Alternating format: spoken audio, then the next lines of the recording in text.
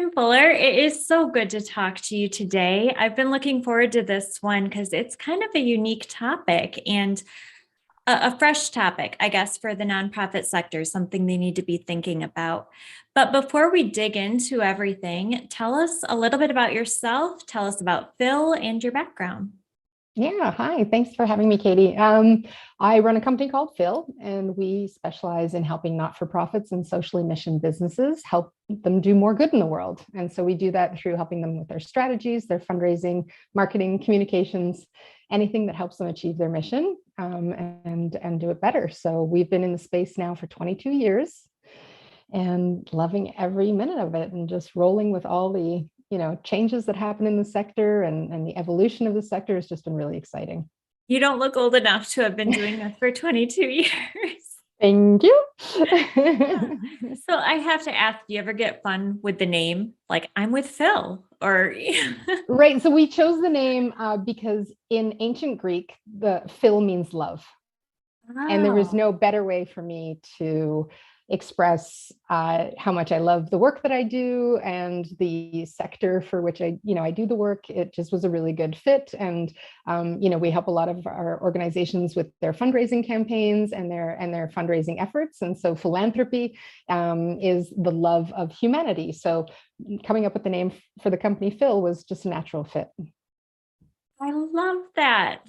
That's beautiful and clever and clever. So we're going to talk quite a bit today about SDGs. So talk to me about how Phil works with these goals and what they are, what they mean for the nonprofit sector. So as a certified B Corp, and for those who don't know what a certified B Corp is, go online, check it out. We want to be able to deliver on our promise of using business as a force for good. And we do this by ensuring what we measure and increasing and communicating our collective impact is really important to us. And so the goals became really a focus for us in the past few years so that we can, some people refer to it as the world's to-do list.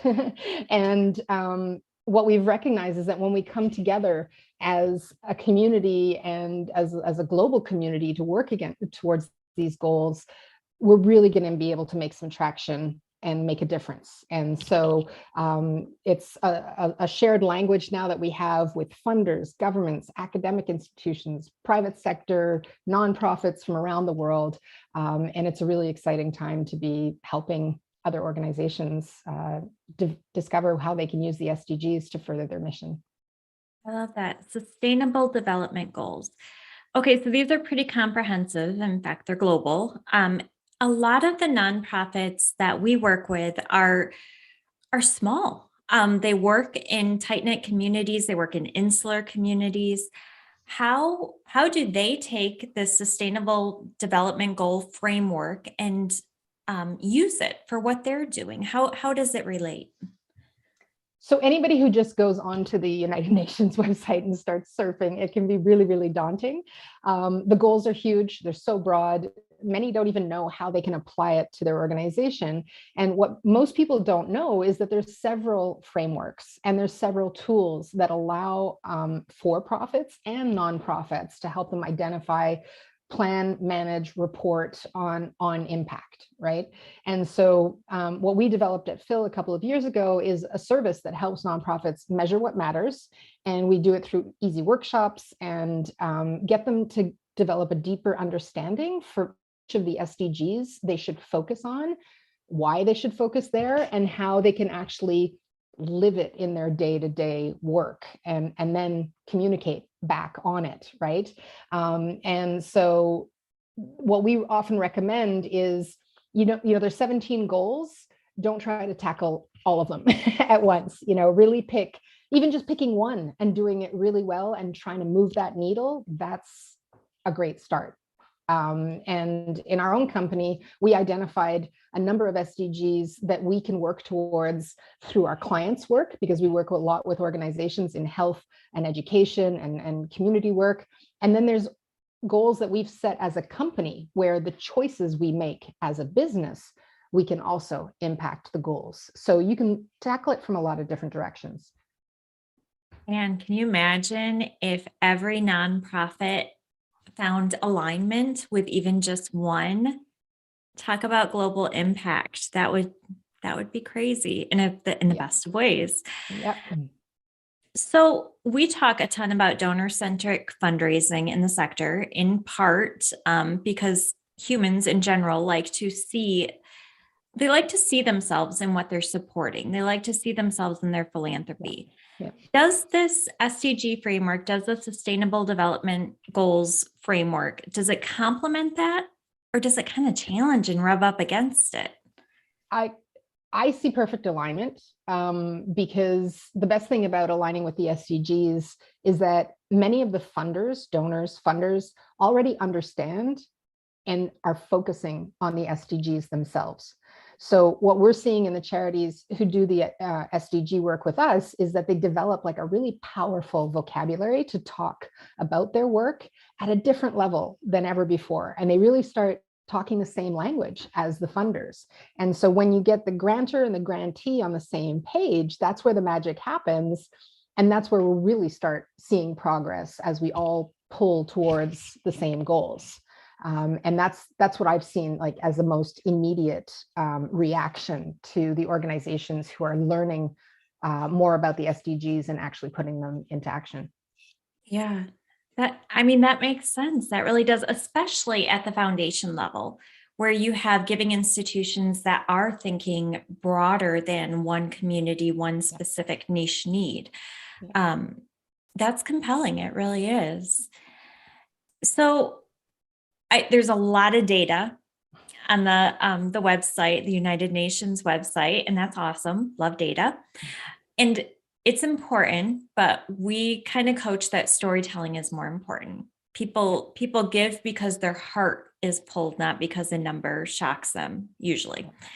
Um, so we're always looking for stories of transformational change. How do organizations narrate their impact in a way that's relatable and compelling when talking about these kind of massive goals? I mean, if you've Mm. fed 200 people in a year, I mean, that's profound work, but compared to billions who are millions that are hungry, it can feel small. How do we Yeah. work around that? Yeah. Well, I mean, it's important to have a healthy mix of both, right? You want to always lead with the heart and then follow with the rest. No one will ever even listen to you if you're talking about your work in a complex and overly data driven way. The last thing you want to do for a donor or anyone is make them feel stupid right off the bat, right? Overwhelmed. Yeah. And overwhelmed, right? And so, and when to shy away from things when we feel less knowledgeable about them, right? And so, if you go into this big, data-driven conversation about how important the SDGs are and how 2030 is going to be here before we know it, and so on, people are going to get a little flustered by that, and will probably kind of tune out. So starting with storytelling is a way to capture the audience, and then you've got to back up your stories with numbers that back up the work that you're doing and the impact that you actually have. So a really healthy mix of both is important.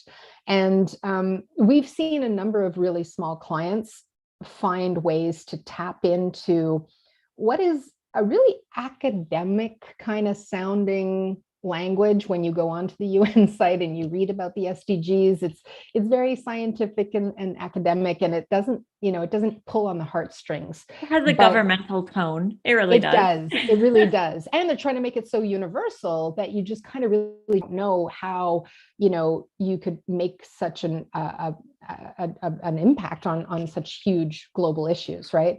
And so through the work that we're doing, we're really breaking it down. And if you remember way back when we had to make recycling a thing, right? When we had to educate people on recycling, there was that slogan of act local, or think globally, act locally, Oh, I right? remember that. Yeah.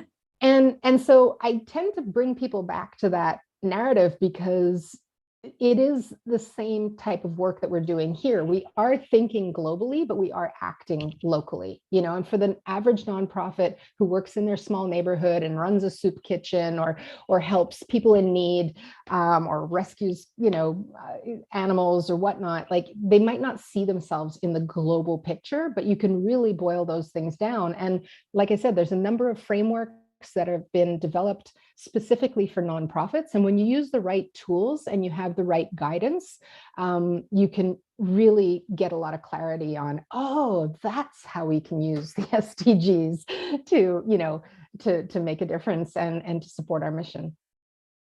Wonderful. So if you're watching us on the live stream, we're going to be turning it off, but we encourage you to head over to nonprofithub.org. This episode will be releasing in the next month or so, and we'll have some great blog article content with it as well.